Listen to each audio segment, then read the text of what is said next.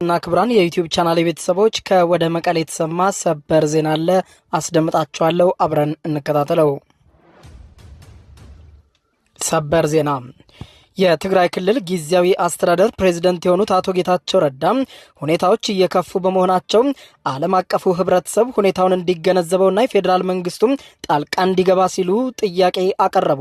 በዶክተር ደብረጽዮን ገብረ ሚካኤል የሚመራው የህዝባዊ ወያኔ ሓርነት ትግራይ ህወሓት ታጣቂዎች የመፈንቅለ መንግስት እያከናወኑ መሆኑ የተገለጸ ሲሆን ይህንን ተከትሎ የትግራይ ክልል ጊዜያዊ አስተዳደር ፕሬዝዳንት የሆኑት አቶ ጌታቸው ረዳ ባወጡት መግለጫ የፌዴራል መንግስቱ ጣልቃ እንዲገባ ጠይቀዋል። የትግራይ ክልል ጊዜያዊ አስተዳደር ፕሬዝዳንት አቶ ጌታቸው ረዳ ዛሬ ባወጡት መግለጫ የፌዴራል መንግስት በጸጥታ ኃይል ስም በመንቀሳቀስ ላይ የሚገኙትን አካላት የአንድ ቡድን ተላላኪዎች እንጂ ህዝብና ጊዜያዊ አስተዳደሩን የማይወክሉ መሆናቸውን ተረድቶ አስፈላጊውን እገዛ በአስቸኳይ እንዲያደርግልን እንጠይቃለን ሲሉ አስቸኳይ መግለጫ አውጥተዋል።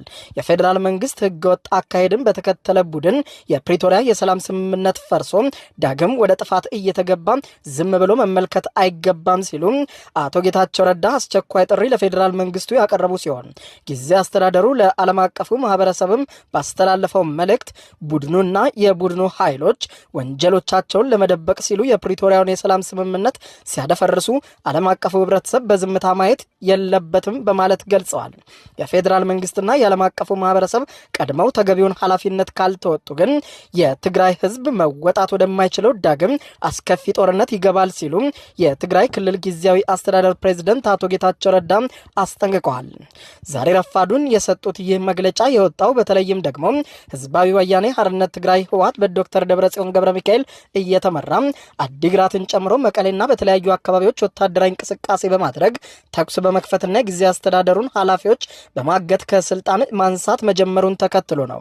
አሁን ላይ በከፍተኛ ውጥረት ውስጥ የሚገኙት የክልሉ ከተሞች ላይ ወታደራዊ እንቅስቃሴዎች የቀጠሉ ሲሆን በዶክተር ደብረጽዮን ገብረ ሚካኤል የታገዘው ኃይል የመቀሌ ከተማን መቆጣጠር እንደጀመረ ተነግሯል።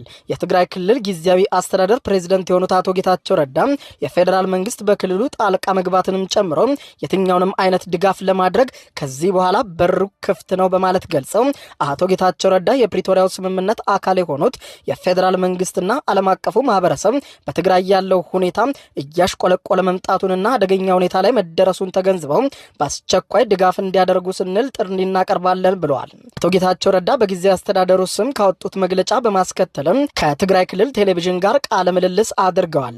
በዚህም ቃለ ምልልስ የፌዴራል መንግስቱ በክልሉ ጣልቃ መግባትን ጨምሮ የትኛውንም አይነት ድጋፍ ለማድረግ ከዚህ በኋላ በቂ ምክንያት እንዳለው ገልጸው የፌዴራል መንግስትና ዓለም አቀፉ ማህበረሰብ በትግራይ ያለውን ሁኔታ ዝም ብለው እንዳይመለከቱ የሚለውን ጥሪያቸውን ከመግለጫው በመለስ በዚህ ቃለ ምልልስም ደግመውታል። ከደቂቃዎች በፊት በትግራይ ቴሌቪዥን በተላለፈው መግለጫ የሰራዊቱ አመራሮች የታገዱት ከመንግስት ውሳኔ ውጪ መላ ህዝባችንንና ወጣቱን ወደ ግርግርና የጸጥታ ኃይላችንን ወደ እርስ በርስ ግጭት ብሎም ህዝባችንን ወደማይወጣበት አዘቅት የሚያስቀባ አደገኛ እንቅስቃሴ ባለመቆሙ ነው በማለት ገልጸው አመራሮቹ ውሳኔ ያሉትን ተግባራዊ ለማድረግ ሁሉንም እርምጃ መውሰድ በመጀመራቸው እንደታገዱ ገልጸዋል። በመንግስት መስሪያ ቤቶችም ሰብረው እየገቡ ነው። በትግራይ እየሆነ ያለው አሳዛኝ ነው። የጊዜያዊ አስተዳደሩ ኃላፊዎችንም በየቦታው እያነሱ ነው። ይህ ደግሞ በህዝብ ላይ ብቻ ሳይሆን በይበልጥም በራሱ በሰራዊቱ ውስጥም ውዥንብር ፈጥሯል በማለት ገልጸዋል። ጥያቄው ፕሬዝዳንቱን ወይም የካቢኔ አባላትን ከስልጣን የማንሳትና አለማንሳት አይደለም። ከሁሉም በላይ በፕሪቶሪያው ስምምነት የተገኘውን ትንሽዬ ሰላም የማስጠበቅ ነበረ በማለት ገልጸዋል። የውጭ ኃይሎች በዚህ ውስጥ ተሳታፊ ናቸው ብለን የምናምንበትም ምክንያት አለን ያሉት አቶ ጌታቸው ረዳ አሁንም ይህ ውሳኔ ይቆማል ብዬ ተስፋ አደርጋለሁ ብለዋል። የአዲግራት ከተማ ቢሮን ይዘዋል። ይህንን ለማድረግም ያቀዱት አዲግራት ላይ ብቻ ሳይሆን መቀሌ ላይም ለማድረግ ይፈልጋሉ። እንቅስቃሴውን በመቀሌ ተጀምሯል። የትግራይን ኃይል በመጠቀም የመንግስት መስሪያ ቤቶችን በህገወጡ የህወሓት አጀንዳ ስም መያዝ በፍጹም ተቀባይነት የሌለውና ወደ ተጨማሪ ጥፋት የሚያመራ ነው ብለዋል። እብደታቸውን ለማስቆም የቻልኩትን ሁሉ ለማድረግ በአሁን ሰዓት እየሞከርኩ ነው ያሉት አቶ ጌታቸው ረዳ እብደቱን የማስቆም አቅም አለኝ ወይ የሚለው ግን የተለየ ጉዳይ ነው ብለዋል።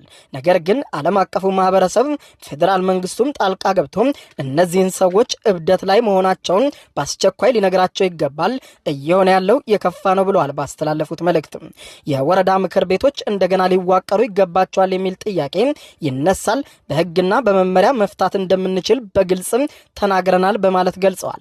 የጊዜያዊ አስተዳደሩ ሰላምና ጸጥታ ቢሮ ከተናገሯቸው እጅግ በጣም አስቂኝ ነገሮች አንዱ ጊዜያዊ አስተዳደሩ ህገወጥና ስርዓትን ለማስከበር በሚያደርገው ውሳኔ ላይ እንቅፋት ሆኗል የሚል ነው።